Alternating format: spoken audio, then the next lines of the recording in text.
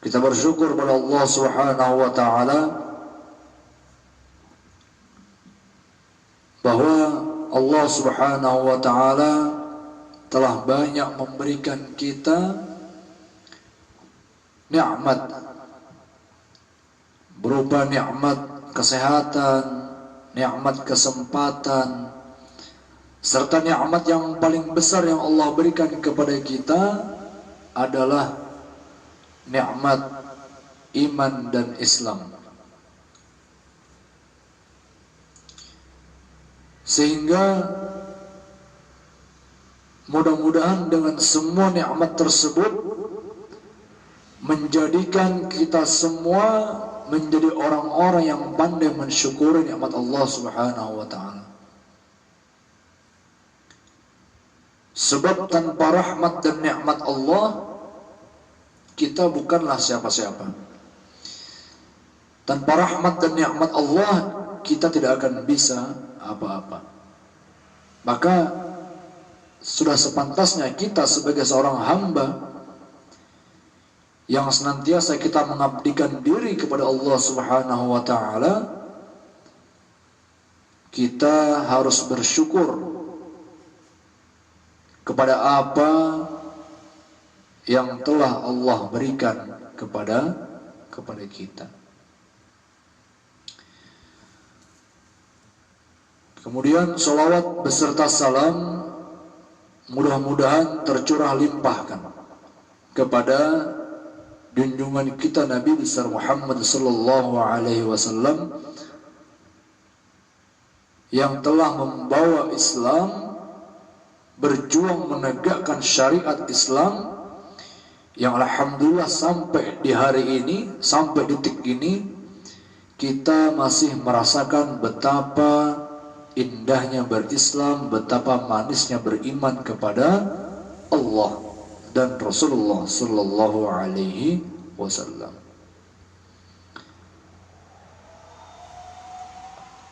Jamaah pengajian rutin rahimakumullah.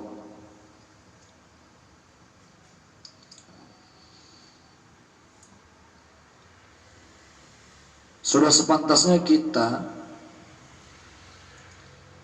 sebagai seorang Muslim yang merupakan bagian daripada umat Rasulullah sallallahu alaihi wasallam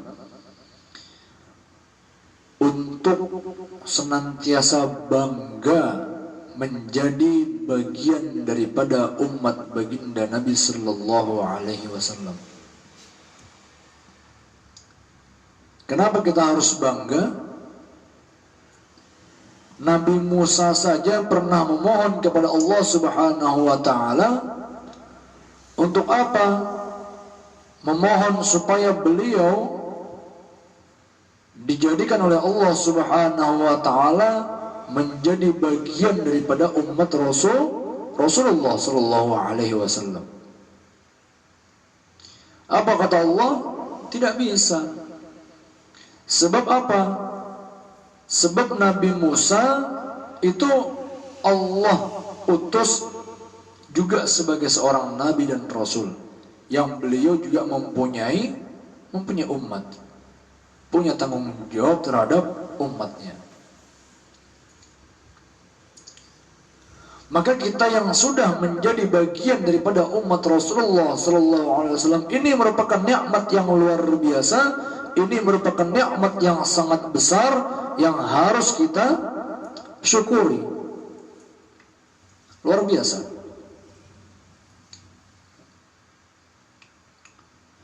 Salah satu keistimewaan, kelebihan daripada umat Rasulullah sallallahu alaihi wasallam, kita semua yang beriman kepada beliau, kita semua yang cinta kepada beliau, kita mendapatkan jaminan daripada Rasulullah sallallahu alaihi wasallam. Kita bisa beriman kepada Rasulullah sallallahu alaihi wasallam tanpa kita harus melihat Rasulullah sallallahu alaihi wasallam. Bukankah kita belum pernah melihat Rasulullah sallallahu alaihi wasallam? Bahkan bermimpi pun kita belum tentu berjumpa dengan Rasulullah sallallahu alaihi wasallam. Maka ini merupakan karunia yang sangat luar biasa. Kita tidak pernah melihat Rasulullah SAW, tetapi kita mau beriman kepada beliau, baginda Nabi SAW.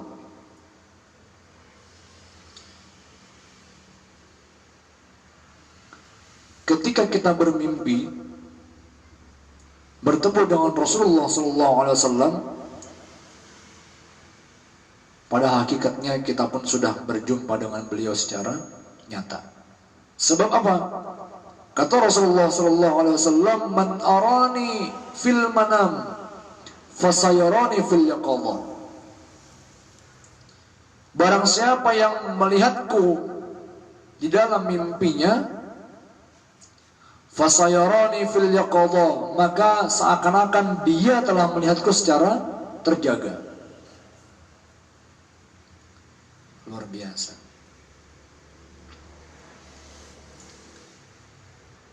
Makanya tidak heran ketika banyak orang-orang soleh,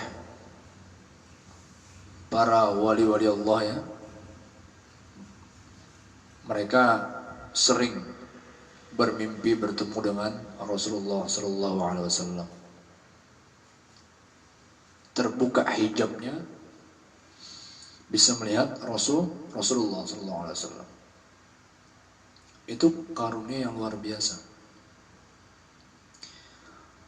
Makanya kalau kita tidak bisa seperti mereka, paling tidak kita jangan jauh-jauh dari mereka, orang-orang soleh. Ikut kepada mereka, ikut kepada rombongan mereka. Jangan kita benci waliyun min awliyaillah. Jangan kita pernah benci para kekasih Allah Subhanahu wa ta'ala. Karena mereka-mereka itulah yang menuntun kita, yang memberikan kita pengetahuan untuk apa? Untuk bisa mengenal Allah Subhanahu wa ta'ala.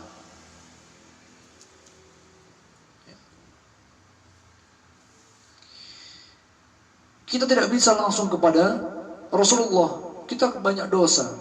Kita banyak dosa. Terlalu banyak aib-aib kita. Terlalu banyak kita bermaksiat. Sehingga apa? Kita perlu tawassul, ya. Perlu jembatan. Untuk apa?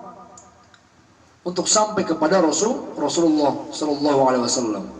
Kemudian beliau sampaikan kepada Allah Subhanahu wa ta'ala.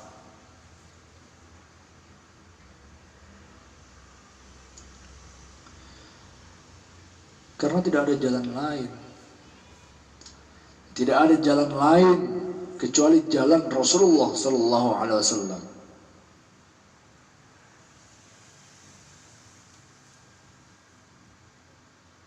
Lau ja'uni min kulli tariq wastaftahu min kulli bab.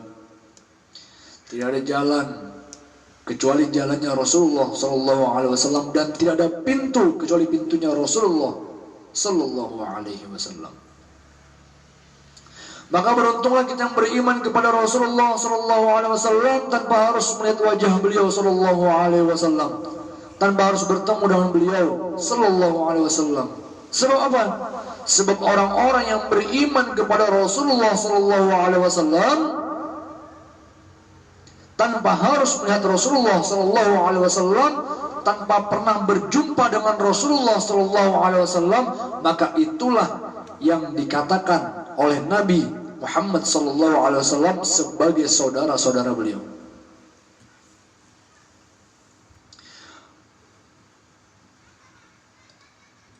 Pernah suatu kali Rasulullah SAW sedang duduk bersama dengan para sahabat.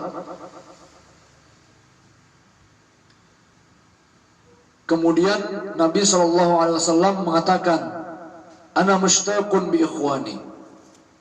Ana mushtaqun bi ikhwani. Saat ini aku sedang merindukan saudara-saudaraku.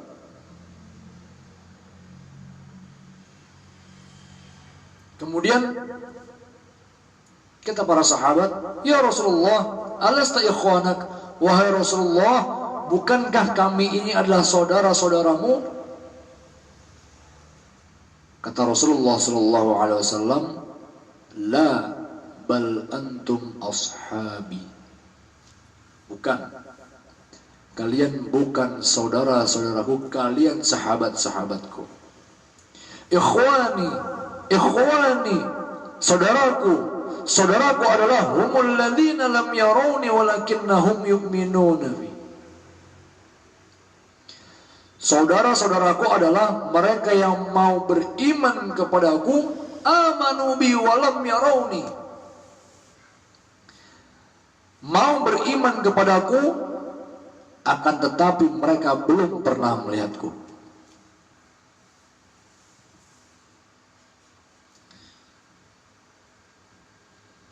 Kalau kita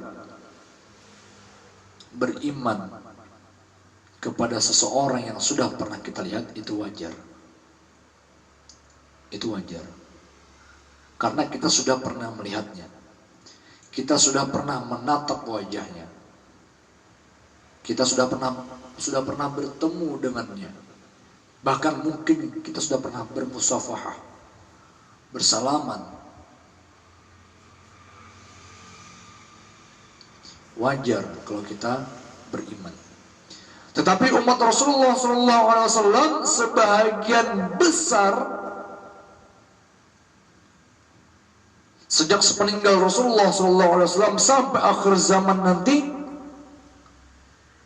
tidak pernah bertemu dengan Rasulullah SAW, tetapi mau beriman kepada orang yang belum pernah dilihatnya, orang yang mata ini belum pernah memandangnya, orang yang tubuh ini belum pernah bersentuhan dengan tubuhnya, orang yang tangan ini belum pernah berjabat tangan, belum pernah bersalaman, belum pernah bermusafahah dengannya. Tetapi kita mau beriman kepada Rasulullah Sallallahu Alaihi Wasallam. Kita hanya tahu beliau lewat cerita-cerita para ulama.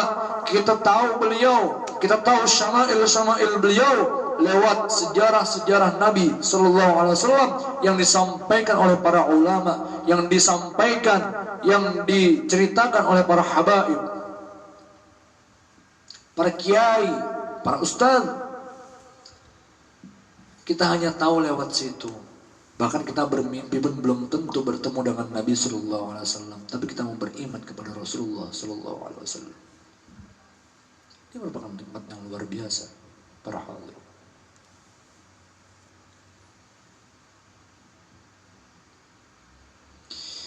Maka mukjizat Rasulullah Sallallahu Alaihi Wasallam adalah umatnya beriman kepada beliau tanpa harus melihat beliau Sallallahu Alaihi Wasallam. Maka sudah sepantasnya kita sebagai seorang hamba, sebagai umat Rasulullah Sallallahu Alaihi Wasallam, untuk senantiasa mengingat jasa beliau, mengingat pengorbanan beliau, dalam rangka apa? Menegakkan Islam. Kalaulah Rasulullah Sallallahu Alaihi Wasallam tidak sampai sedemikian rupa perjuangannya, maka pada hari ini kita tidak akan bisa merasakan betapa indahnya berislam, betapa manisnya beriman. Kita tidak tahu Allah, kita tidak tahu Islam, bahkan mungkin kita tidak akan tahu Nabi Muhammad SAW. Maka perbanyaklah kita bersolawat kepada Rasulullah SAW.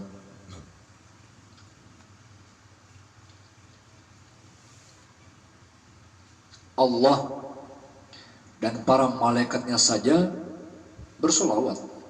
Masa kita sebagai umatnya, siapa kita dibandingkan Allah dan para malaikatnya?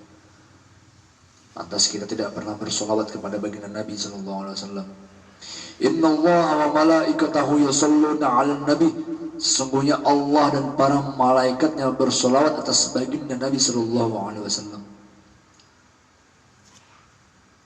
Apakah rugi ketika kita tidak bersolawat kepada Rasulullah? Apakah Rasulullah rugi? Tidak. Rasulullah tidak rugi sama sekali kalaupun kita tidak pernah bersolawat kepada Rasulullah. Tetapi kita yang rugi kalau kita tidak pernah bersolawat kepada baginda Nabi SAW. Bagaimana kita akan mendapatkan syafaat Nabi SAW di hari kiamat kalau kita tidak pernah bersolawat kepada yang mempunyai syafaat. Nabi Muhammad mengenali umatnya dari apa? Dari ciri-ciri umatnya yang banyak solawat kepadanya. Bagaimana Nabi akan mengenali kita kalau kita tidak pernah bersolawat kepada Rasulullah SAW? Makanya paling tidak ketika kita mendengar nama Nabi Muhammad SAW disebutkan, maka mulut kita jangan bungkam, mulut kita jangan mingkem. Kita harus mensahuti nama beliau dengan mengucapkan solawat. Sebab apa? Kata Nabi, al-bakhil man dzukirtu 'indahu falam yusalli 'alaihi. Orang yang bakhil itu man dzukirtu 'indahu, ketika disebutkan namaku di sisinya, lam yusalli 'alaihi, dia tidak mau bersolawat kepadaku. Rugi orang seperti ini. Makanya ketika kita mendengar nama Nabi SAW disebutkan, seketika mulut kita, bahkan hati kita harus bersolawat kepada Rasulullah.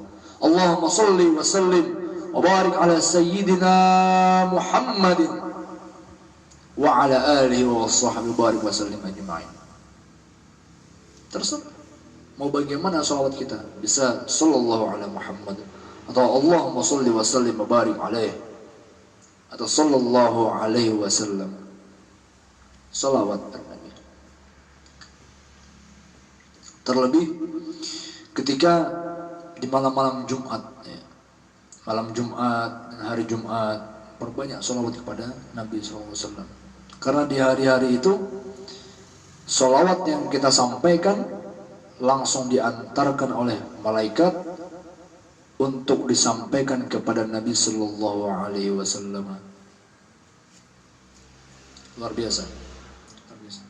Salam kita langsung dijawab oleh baginda Nabi Sallallahu Alaihi Wasallam. Dan bahkan orang yang bersolawat kepada Nabi Sallallahu Alaihi Wasallam, ketika malaikat menyampaikan solawat kita kepada Nabi Sallallahu Alaihi Wasallam, maka malaikat menyebutkannya lengkap. Tidak hanya nama kita, tetapi Fulan bin Fulan bin Fulan. Orang tua kita kena, kakek kita kena juga. Itu luar biasanya keistimewaan bersolawat kepada baginda Nabi Sallallahu Alaihi Wasallam. Karena baginda Nabi ini adalah makhluk yang sempurna, makhluk yang paling sempurna. Basyarallah kal basyar. Tidak ada manusia yang sama seperti baginda Nabi Sallallahu Alaihi Wasallam. Bahkan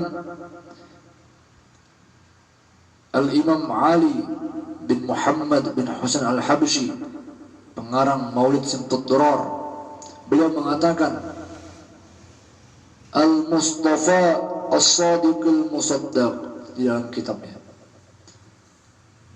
Al-Mustafa As-Sadiqul Musaddaq. Nabi Muhammad itu orang pilihan, Al-Mustafa,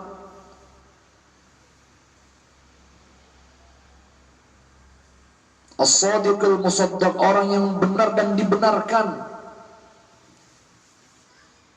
Luar biasa. Bahkan Allah memuji dalam Al-Quran, wa innaka la'ala khuluqin azim. Wahai Muhammad, sesungguhnya engkau benar-benar memiliki akhlak yang agung, akhlak yang tinggi, akhlak yang azim, yang besar, yang luar biasa. Maka patutlah ketika Rasulullah SAW, Allah jadikan beliau sebagai contoh, suri tauladan bagi umatnya. Laqad kana lakum fi Rasulillahi uswatun hasanah. Sungguh telah ada pada diri Rasulullah itu suri tauladan yang baik untuk kalian. Rasulullah itu merupakan cerminan bagi kehidupan kita masa kini. Contoh lengkap itu ada pada diri Rasulullah SAW. Ketika kita ingin menjadi kepala rumah tangga yang baik, contoh Rasulullah. Ketika kita ingin menjadi orang tua yang baik, contoh Rasulullah. Ketika kita ingin menjadi menantu yang baik, contoh Rasulullah. Ketika kita ingin menjadi mertua yang baik, contoh Rasulullah. Ketika kita ingin menjadi anak yang baik, contoh Rasulullah. Ketika kita ingin menjadi kepala negara, kepala keluarga, ingin menjadi panglima perang, ingin menjadi semuanya, contoh Rasulullah Sallallahu Alaihi Wasallam.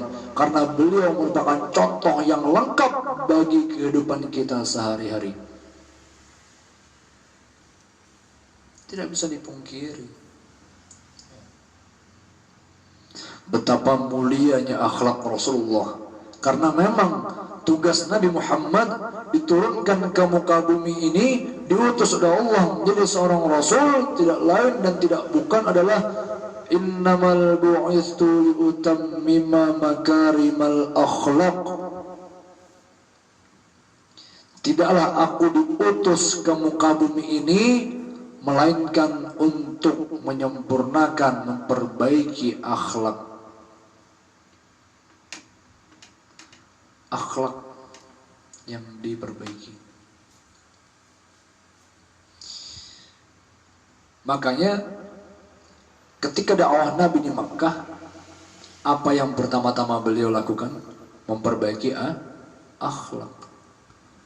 Dibaiki dulu akhlak orang-orangnya, bukan ibadah. Ibadah itu nanti ketika Nabi dan para sahabat sudah kokoh imannya, sudah mantap keyakinannya, sudah baik akhlaknya, di Madinah dimatangkan oleh Nabi SAW tauhid, ibadah. Ini tauhidnya dikuatin dulu nih, tauhidnya, apalagi ya, akhlaknya perbaiki dulu. Bagaimana kita bisa beribadah kepada Allah Subhanahu wa taala kalau kita masih memiliki akhlak yang sangat-sangat buruk? Tauhid kita tidak mantap, ya. Luar biasa. Itulah fase dakwah.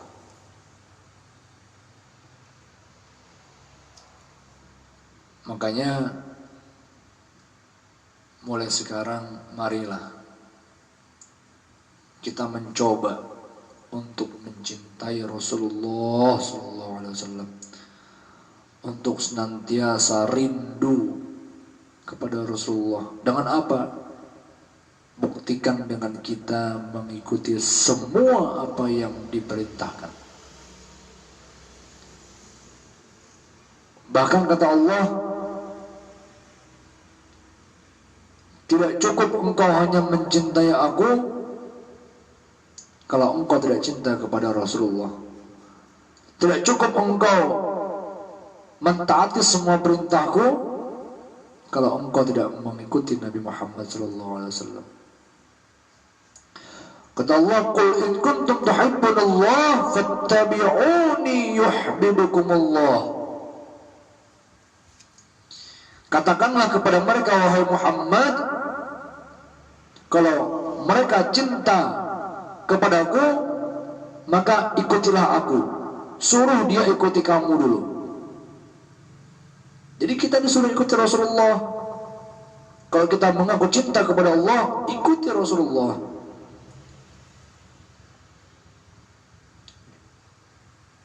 Ini luar biasa.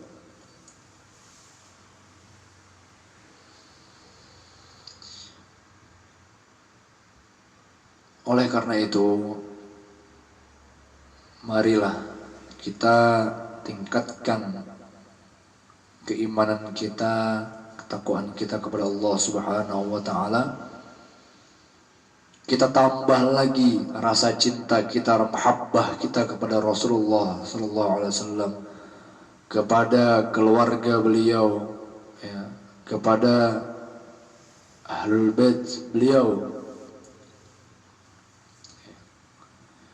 Sekarang kakeknya sudah tidak ada, ya, sudah tidak ada di dunia ini. Yang tersisa hanya keturunan-keturunannya, itrah-itrahnya. Maka oleh karena itu cintailah mereka, karena mereka lah yang paling dekat hubungannya dengan Rasulullah sallallahu alaihi wasallam. Mudah-mudahan kita semua mendapatkan keberkahan daripada Allah Subhanahu wa taala. Dosa-dosa kita diampuni oleh Allah Subhanahu wa taala. Mendapatkan maghfirah daripada Allah Subhanahu wa taala. Mendapatkan cinta Allah, mendapatkan kasih sayang Allah Subhanahu wa taala. Kita diakui oleh Rasulullah sebagai umatnya, mendapatkan syafaat beliau kelak di yaumil qiyamah, dan mudah-mudahan kita semua dikumpulkan oleh Allah Subhanahu wa taala di dalam surganya bersama Nabi Muhammad sallallahu alaihi wasallam. Sebab apa? Sebab yang membuat istimewa surga itu bukanlah kenikmatannya.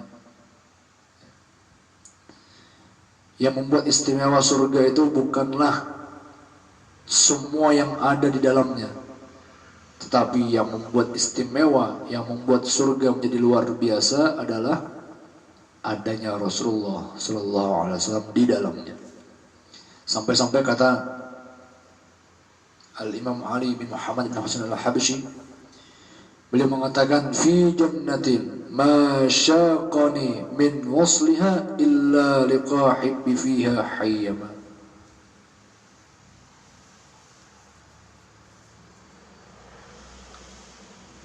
Aku masuk surga itu, yang kuinginkan aku masuk surga bukan karena kenikmatan yang ada di dalamnya, illa liqahibbi fiha hayyama. Yang membuat aku ingin masuk surga itu adalah karena dalam surga ada Rasulullah sallallahu alaihi wasallam. Luar biasa.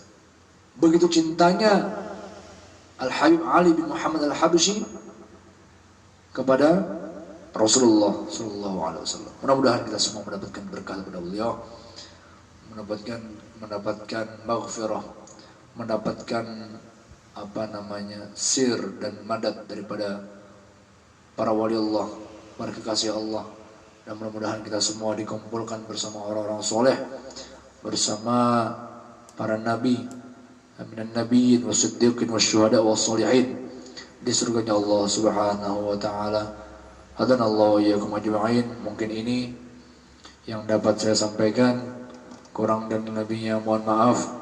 Semoga apa yang disampaikan ini bisa menambah keberkahan dalam hidup kita, bisa menjadikan tambahan wawasan khazanah keilmuan kita, sehingga kita semua menjadi muslim yang cerdas, muslim yang memiliki wawasan yang luas tentang keislaman. Mudah-mudahan bermanfaat. Kita tutup dengan pembacaan doa yang dimulai dengan qasidah Ya Arhamar Rahimin. Ya Arhamar Rahimin, Ya Arhamar Rahimin, Ya Arhamar Rahimin, farij 'alal muslimin. Ya Arhamar Rahimin, Ya Arhamar Rahimin, Ya Arhamar Rahimin, farij 'alal muslimin. Ya Arhamar Rahimin, Ya Arhamar Rahimin, Ya Arhamar Rahimin, farij 'alal muslimin. ربنا تقبل منا إنك أنت السميع العليم وتب علينا إنك أنت التواب الرحيم. صلى الله وسلم على نبينا وشافعنا وحبيبنا وظهرنا محمد صلى الله عليه وآله وسلم. سبحان ربك رب العزة عما يصفون وسلام على المرسلين والحمد لله رب العالمين. السلام عليكم ورحمة الله وبركاته.